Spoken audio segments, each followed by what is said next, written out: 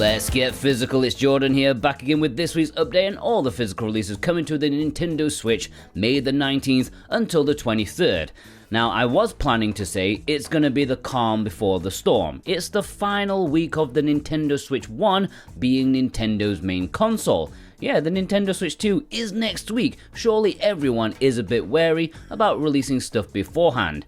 Hell no, this week is absolutely mental. I hate to call it a final hurrah because of course the Switch 1 is going to be supported for many years to come, and without going into predictions, I wouldn't be surprised to see interest in it increase from publishers with how the Switch 2 is set up. But that's a different video for a different day. This is a glorious week. Let's soak it all in and expunge all the money from our wallets. Pipistrello and the Cursed Yoyo is releasing in North America this week. This might be low-key the most interesting Western retail release this week because it is a top-down action adventure game. It looks like Zelda, but with a mouse, wielding a yo-yo. They are marketing it as a Metroidvania though, so that's also something to look into. It looks really good and is made by Pocket Trap, who have had a couple of solid indie games in their catalog already, but this could be their best release yet. It's only releasing in North America as far as I can see on Nintendo Switch and PlayStation 5 in a standard edition and a collector's edition which comes with a plush. And my executive producers, Super Ben Julio and Dane Wilkinson, have chosen this as their pick of the week. Mighty Morphin Power Rangers Rita's Rewind is finally releasing this week on Switch and PS5. It is a beat-em-up from Digital Eclipse that was trying to emulate what Shredder's Revenge did for the franchise and genre. This didn't quite get to those levels, certainly missing something, special to edge it over into an essential game, but I'm pretty sure lapsed fans of the TV show from their childhood, pretty sure you'll get a kick out of this one. Got some level variety, but missing move variety. It's coming in a standard edition as well as a collector's edition, which I'm pretty sure is going to be quite popular due to the Green Ranger Steel book that comes with it, alongside some trading cards and posters. And my executive producers, Punky Dooster and Jeddah Crow, have chosen this as their pick of the week. And if you want it or any of the retail games in this video, please consider purchasing via the links in the description and pinned comment. That massively helps support me and this channel to keep producing useful physical content for you guys. VGP are a good company with favourable prices in Canadian bookage and free worldwide shipping on orders over 75 Canadian bucks, which is about 53 American dollars. Plus, each week if you buy something, you are put into a draw to have a chance of winning a $10 discount coupon. And this week's winner is Pierre-Luc D. Congratulations, Pierre-Luc. You should get an email from VGP if you haven't already with your discount coupon. Teenage Mutant Ninja Turtles Shredder's Revenge Ultimate Edition. Oh yeah, speaking of Shredder's Revenge, the Ultimate Edition is releasing in Europe this week. Limited Run took pre-orders for their version late last year. This is the third release of this game, and fingers crossed it is the last, because it's bordering on taking the piss now, but at least this contains all the DLCs. And my executive producer Dave Huswaite has chosen this as his pick of the week. Rebel Transmute is probably releasing in Europe this week on Switch and PS5. No North American physical release. It is a 2D action platformer, looks like Metroid, it's a Metroidvania, and supposed to be pretty good as long as you don't mind the harshness of death, because you get your stuff taken away from you when you die. A bit roguish, I suppose. Seems like a good few people do like this, so if you're a Metroidvania fan, you may want to import it, and if you live in North America, VGP are carrying copies of it. Jerry Anker and the Quest to Get Love is another European exclusive, and this is a bit more obvious as to why, since it has nudity in it. It's another Funbox special, this time a point-and-click adventure game that's inspired by the Leisure Suit Larry series.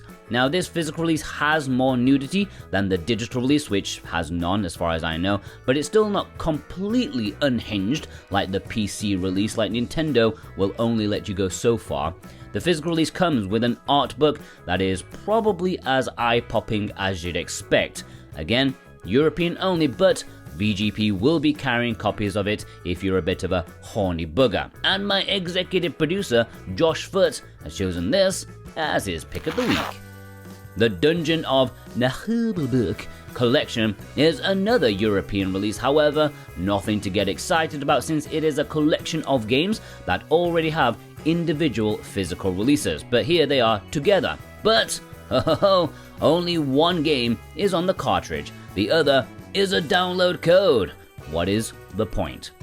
In North America, you guys are having a few delayed releases that are now releasing this week. Europe has already got these: Railway Empire 2 Deluxe Edition, Creepy Tales Double Pack, and Born of Bread, but North America, it's now your time. Alright, let's jump into the low print limited releases. Laika Aged Through Blood is Super Rare's latest Switch release, but they're also doing a PS5 version. On Thursday, you will be able to find 3,000 Switch Standard Editions, as well as 1,000 Collector's Editions available for this highly rated Metroidvania. It is a post-apocalyptic world, which it would be when, furries are in charge, but you're zooming about Mad Max style on a motorbike, and it's supposed to be absolutely fantastic. A good story, good gameplay, decent length as well, which is always a worry with these indie Metroidvanias. But yeah, I think the standards are going to sell out quite quickly, so be there on Thursday. And my executive producers, The Nemo 6, Jake Vav, Vast Neon, Switch Effect, and my brand new executive, Murphy, they've chosen this as their pick of the week. Award-winning Indie Gems 4-in-1 is Limited Run's first release this week, and I almost fell asleep just reading the title to you. You couldn't make this release sound any more generic, but it includes Endling Extinction is Forever, which already has a physical release in the West. You also get Through the Darkest of Times, One Hand Clapping, which is on a Japanese collection as well already, and El Hijo, A Wild West Tale. You can pre-order it right now, and I am so bored I'm gonna leave it right there. No, I'm not. Edit. I literally just saw they are asking for $60 for this. They have lost the plot. Something tells me they signed some of these games individually, but then didn't want to commit to it, but, unable to pull out the contract, they decided to shove them all together and need that $60 to pay the contracts off. That's just a guess on my part, but it's lunacy. SHINOBI, Art of Vengeance, has finally been unveiled by Limited Run Games, with pre-orders opening on Friday for Switch, PlayStation 5, and Xbox. Of course, with it being a legendary franchise, they are milking it with a $200 collector's edition. However, the standard edition is $40, which is a bit weird because the Japanese release, which has English, is almost half the price. However, I just checked, they do say that the limited run version does come with some DLC, but they refuse to answer as to whether it's on the cartridge or for an update or a download code, so you kinda know what that means. This is the series' long-awaited return, made by Lizard Cube, who did a great job with Streets of Rage 4 and the Wonder Boy Dragon's Trap remake. I wonder which long-dormant Sega franchise they'll do next. Maybe, Echo the Dolphin? Why not? And my executive producers, Radio to Rancid, God of Resin, and Instacritic, have chosen this as their pick of the week. The Excavation of Hobbs Barrow from Lost in Cult. This is a brand new publisher I made a video about last week, so I'm not going to spend too much time on here because, if you want the full details, you can watch that video after this one. Basically, a new publisher offering high-end prestige collector's editions of some highly regarded games. The Excavation of Hobbs Barrow is a point-and-click adventure set in Victorian England and is highly regarded and looks gorgeous for sure. This edition, as it is called, comes with bespoke newly commissioned art, a 40-page booklet, and all sorts of stuff. You can read the list on their website, lostincult.co.uk, and if you want standard editions, VGP will be carrying copies of that. And my executive producer, Brent McLean, has chosen this as his pick of the week. Thank Goodness You're Here is their second Switch game, but this one is also available on PS5 as well. This is a hard one to describe. Most people struggle to call it a game, and the trailer doesn't give much away in terms of gameplay, but it's supposed to be a hilarious adventure game set in my home county, Yorkshire, so I would hope for some authentic northern accents in the game to help me rediscover mine. I lost my accent the second I stepped into China. Again, this edition is looking lovely, exclusively on their website with 3,000 copies available to pre-order right now, or the standard edition is available at VGP. And my executive producers, Azrath and Sora Cat, have chosen this as their pick of the week. Alright, let's jump into the import section. If you want to pre-order any of these from PlayAsia, you can do so with the links below, and also get 5% off with my code Jordan2025. And of course, if you're new here, please do subscribe. The bigger this channel is, the more publishers will pay attention to the demand for physical media. And I also want to get to 30,000 subscribers before the end of the year. I just got to 25k, okay, so I've got 5,000 more to go, just over half a year. I think I can do it.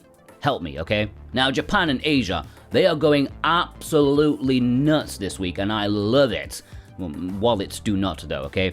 Fuga, Melodies of Steel, the Trilogy, is probably the biggest import this week, but there's some very heavy competition. Japan is going like one of their bullet trains because there are some belters, a lot of options for your buckage, but for me, these 3 games are going to be very popular. Now, I did say Trilogy, but they are releasing individually. Fuga, Melodies of Steel 1, 2, and 3. You get 3 cartridges with English. These are to coincide with the brand new digital release of Melodies of Steel 3, which is out this week. The previous 2 games have been very acclaimed for their storytelling and gameplay, RPGs with tactical battles, and a large focus on character narratives. I am super happy about this. You can also grab a collector's edition which has all 3 games together, and a metal tank figure, a soundtrack, and art book for each of the games too. Awesome. And my executive producers, Issa, Cartoon Soren, Jennifer M, Vey, Precision Plague, Adamantium, Ghost Bune, Feig, Cookie Kid, Ethan Blue, and JCross7776 have chosen this as their pick of the week. Steam Hearts and Advanced Variable Geo Saturn Tribute has surprised me for the fact that both of these games do have English. I checked the Japanese eShop and yes, they do have English. Here we have 2 arcade-style games that appeared on the Sega Saturn. 2 very different games. One is a vertical shooter, the other is a fighting game. I'd never heard of them prior to this package, but doing some research, let's just say I was intrigued enough to play them on my actual Saturn. Because while the genre may be different, they are both eroge games with the naughty stuff in the cutscenes. There is no Western physical release, and I doubt there would ever, will be, because the content that's in here. In fact, the Western digital Xbox version was even cancelled because of it. So yeah, I'm looking forward to this one. And my executive producers, Ishin and Wixit, have chosen this as their pick of the week. From Madness with Love is an otome visual novel, which is very different from other otomes available on the Switch just because of the unusual art style. It's quite appealing. Reception is a bit mixed from the digital release. Some love it, some don't get it, but it at least gets a point in its favor for referencing one of the best Bond movies. Of course, it has English, otherwise I wouldn't be talking about it, so if you're an otome collector, you can add it to your collection. And my executive producer, Surfacing for Air, has chosen this as his pick of the week. Shikhondo Yokai Rampage is a new release of a game that already has an import-exclusive physical release that was at PlayAsia. However, when that was discontinued due to a publisher's switch, they decided to re-release the game, but this time with a bonus character added. If you have the original version, I wouldn't go out of your way to pick this one up. It's not that much better, plus it's more expensive than previously. But if you want a stylish shmup and you don't have it already, maybe get it. It's coming in a standard edition, as well as a limited edition, which comes with an art book, soundtrack, and acrylic stand. Sonic Wings Reunion is releasing in Japan this week, but I do know that Red Art Games are going to be announcing their version, their physical version, in a couple of days from now, but I'm currently unsure if that's a worldwide version or not, or maybe they're keeping it to just Europe, who knows? However, that is not ready now, it'll be later in the year, so if you want this brand new entry in the Aero Fighter series now, then you may want to grab the Japanese version, which does have English in a standard and collector's edition. Now, from the footage we've seen so far, the game looks super rough for this, but it did say early development in the trailer, so fingers crossed they've made it, actually presentable. I did get my hands on a Steam copy to play, but I'm not with any kind of PC at the moment to give it a whirl, but I will let you know later this week, and my executive producer Dave Horworth has chosen this as his pick of the week. Shadow Corridor 2 Special Edition is a double pack release. The physical is called Shadow Corridor 2, but it is in fact Shadow Corridor 1 and 2 together, and they both have English. And despite being called a special edition, there's no actual standard edition. This is it. These are both low budget horror games. The first game was a bit of eShop fodder from what I remember, but the second game is supposed to be surprisingly decent if you can look past the visuals. Staffer Case, a supernatural mystery adventure, is an interesting import exclusive. I don't think people will be rushing out to import it, but it does look like a quality title if you're into detective mystery games, a bit like Phoenix Wright, and it is in English. It's set in 60s London. You find evidence and put pieces together over 5 cases. Reviews are very positive about it. It's releasing in a standard edition, as well as a collector's edition, which comes with an art book, soundtrack CD, and pin badge. And my executive producers, Alexander Cato, Kevin W, D's Nuts, and Lewis K, have chosen this as their pick of the week. Gloom and Doom might be one of the most random physical releases for me. It is a super short visual novel that came out digitally many years ago and is not particularly well thought of. It's a Western VN with a 90s cartooned vibe to it. Maybe it's not so bad, it could just be the lack of attention that it received. Almost no one talked about this, but this Japanese release does have English, and it'll also be on PS5 as well as Switch. Lunark is releasing on Switch, PS4 and PS5 in Japan this week, which will make it a decent opportunity to pick it up if you missed limited runs released from a good while back. This is a cinematic platformer like Another World or Flashback, and it looks exactly like it set out to do. It's pretty well received, and the Japanese version, does have English, and my executive producer Thorn Metal Luna has chosen this as his pick of the week. Akupara Action Pack is releasing in Asian regions this week. It will also release in Japan later in the summer. This is a triple pack, as you can see from the cover art. It has Chicken Assassin Reloaded, Spinch, and Desert Child. Now, Spinch already got a North American physical release by itself, probably for the same price as this triple pack. The other games have not had physicals prior to this, so seems like decent value. The games are good, and they have English, of course.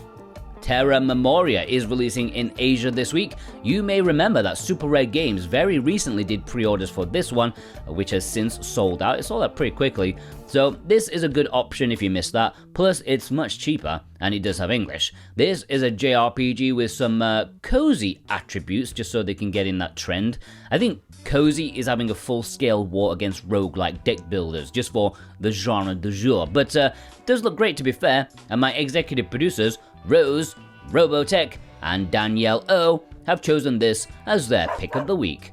Japan and Asia are also getting these releases. Either we have them already, or they don't have English, or both of the above. Alright, the community spotlight. Executive producer Switch Effects sent in this photo showing off a bunch of Star Wars games available on the Switch. All of the ones here are pretty awesome. I do highly recommend almost all of them. Maybe Bounty Hunter is a bit overly jank, but you can have fun with it for sure. Devil Angel sent in this photo with a bunch of import exclusives.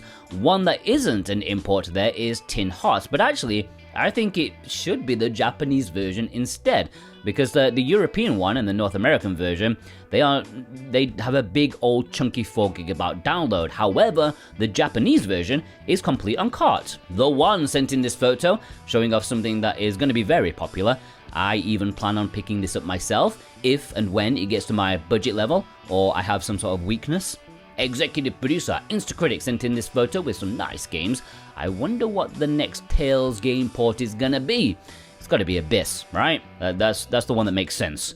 Executive producer Ghost Bune sent in this photo. That farming game on the right was supposed to get an English patch, at least the publisher said it would, but I don't think it has ever materialized as of yet, which is a shame because it looks like a decent game. I like the visuals for it.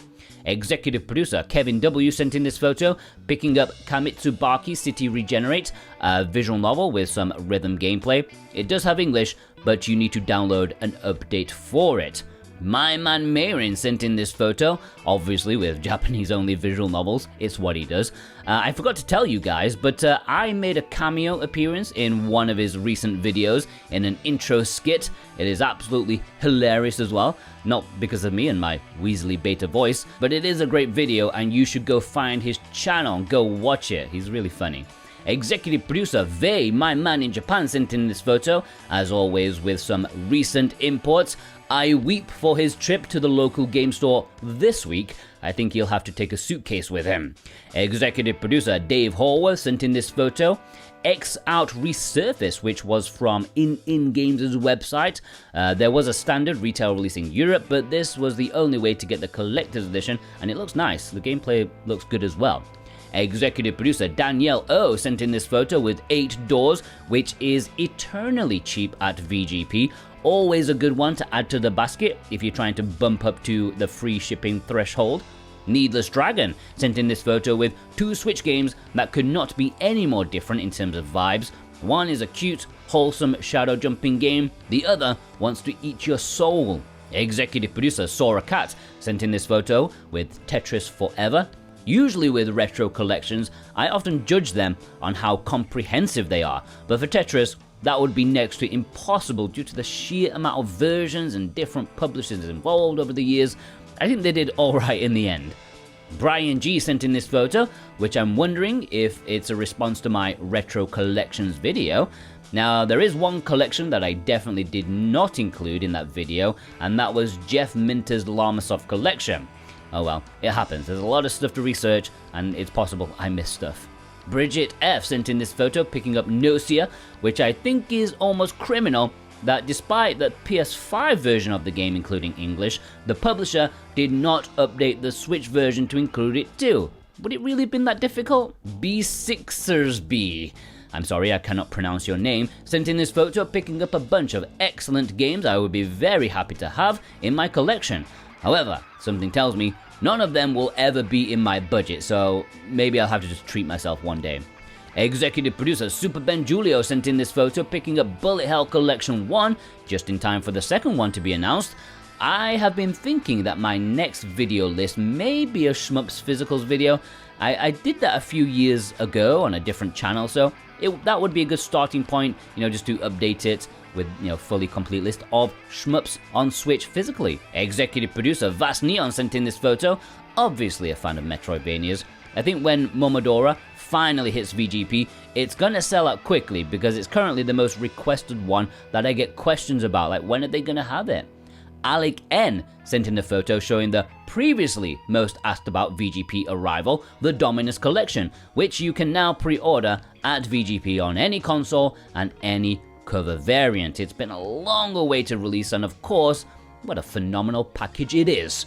Executive producer Ishin sent in this photo with Tokimeki Memorial, the premium gold version too, you fancy sausage. Sadly, it does not have English, which pains me greatly. Executive producer Cartoon Soren sent in this photo showing off the Carmen San Diego release that comes with a pretty decent map.